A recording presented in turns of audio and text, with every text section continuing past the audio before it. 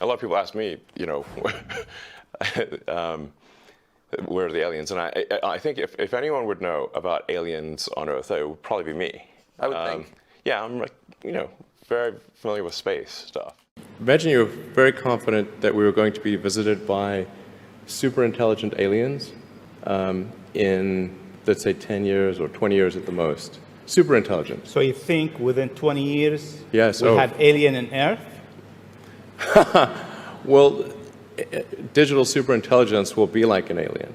It will be like an alien. Yeah. But my question is, do you think there is other intelligent life outside the Earth? It seems probable, but I think this is one of the great questions in physics and philosophy, is where are the aliens? Maybe they're among us, I don't know. Some people think I'm an alien. Not true. Not true. But maybe we are alien. Of course I'd say that, maybe wouldn't we I? are alien, Ellen. I mean, if you look at this part of the world, Yeah. they believe that human beings are not from Earth. They came from somewhere else. Eve Maybe. and Adam came from somewhere else to Earth. So in a way, human being alien to this land. Do you think we'll make contact with alien within the next 50 years? Well, that's a really tough one to say. I mean, if there are super intelligent aliens out there, they're probably already observing us. That would seem quite likely, and we just are not smart enough to realize it. But I can do some back-of-the-envelope calculations, and any advanced alien civilization that was at all interested in populating the galaxy, even without exceeding the speed of light, even if you're only moving at, say, 10 or 20% of the speed of light, you could populate the entire galaxy in, let's say, 10 million years. Maybe 20 million years max. This is nothing, in the grand scheme of things. First of all, congratulations.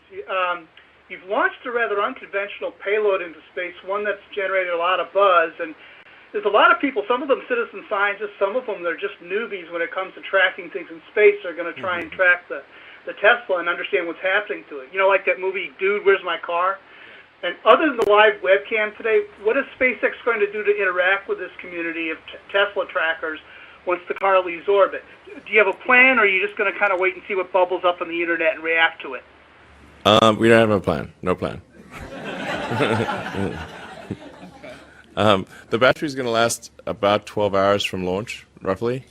And after that, it's just going to be out there in deep space for maybe millions or billions of years, who knows.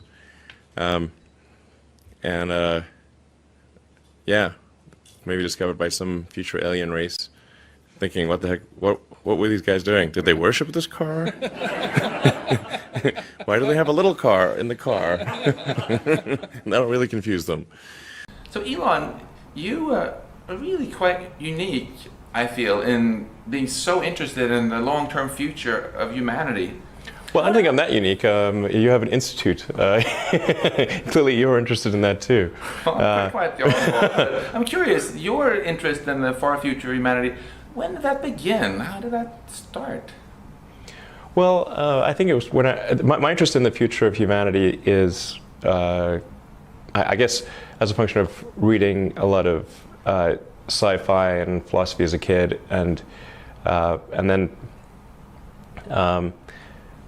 and just sort of thinking about, okay, what's important to do? Like, why do anything? What's the meaning of life? And I came to the conclusion that what we really need to do is make sure that life continues into the future, and particularly conscious life. And in doing so, we'll be better able to understand the nature of the universe and achieve greater enlightenment. One thing I really admire about you is you don't just talk about the future of humanity, you actually start companies and do things about it. So what made you so audacious? Well, I don't really think of these things as all that audacious. They seem like natural things to do. You know, it's sort of more of a long-term optimization rather than a short-term one. Yeah, I just not that I think everyone should be doing these things, but someone needs to do them. So if I see that, well, somebody's not doing this and maybe I could be helpful, then I try to do something in that regard. Weren't there some people along the way though who told you that that's crazy to start a space company or a new electric car company or another solar company? Sure. I mean, there are lots of people that said that the likelihood of failure was extremely high, and that it was a stupid thing to do.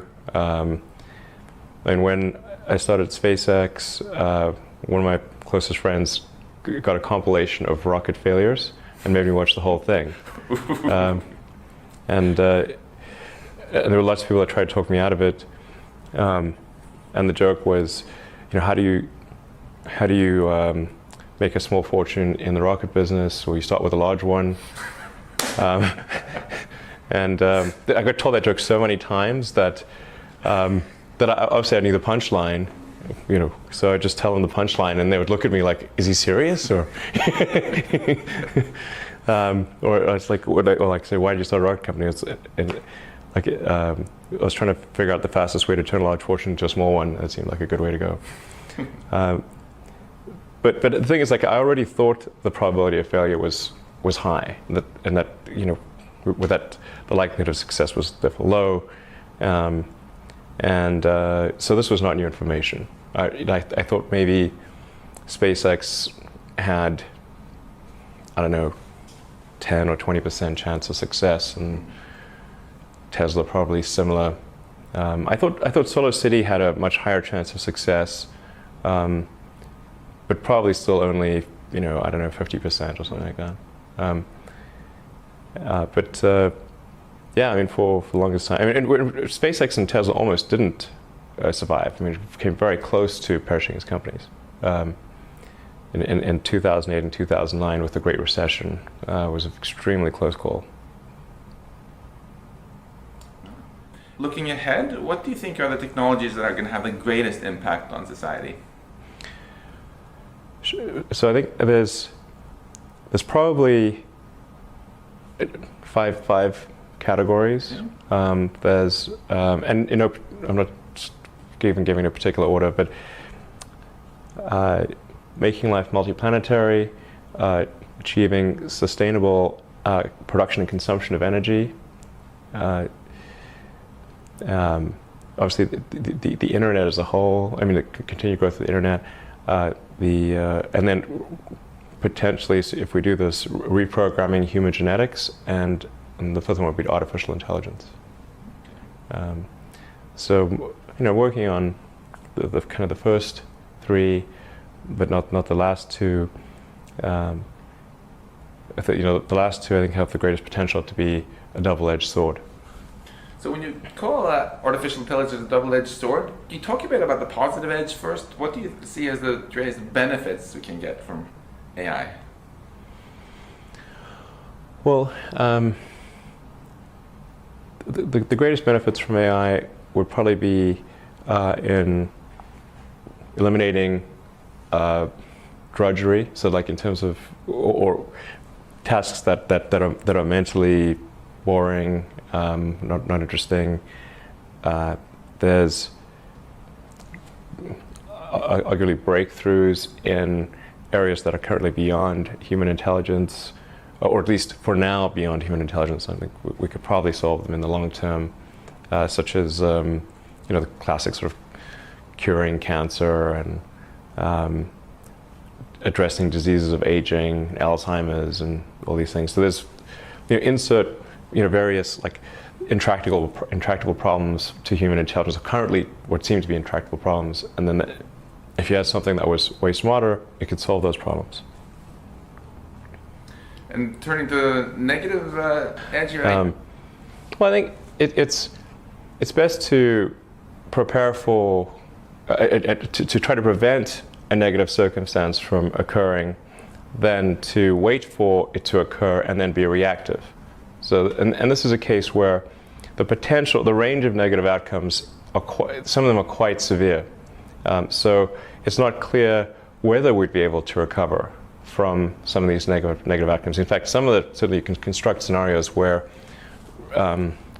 recovery of human civilization does not occur. And when the risk is that severe, it seems like you should be proactive and not reactive. I'm really quite curious why you decided to make such a large donation, because 10 million is something that really enables a massive amount of research. I don't think 10 million is a large amount of money for this subject area. It should probably be higher. But there should be probably some much larger amount of money applied to AI safety in multiple ways. Well, I want to thank you again so much for this. It's something we really, really appreciate and are eager to do great stuff with.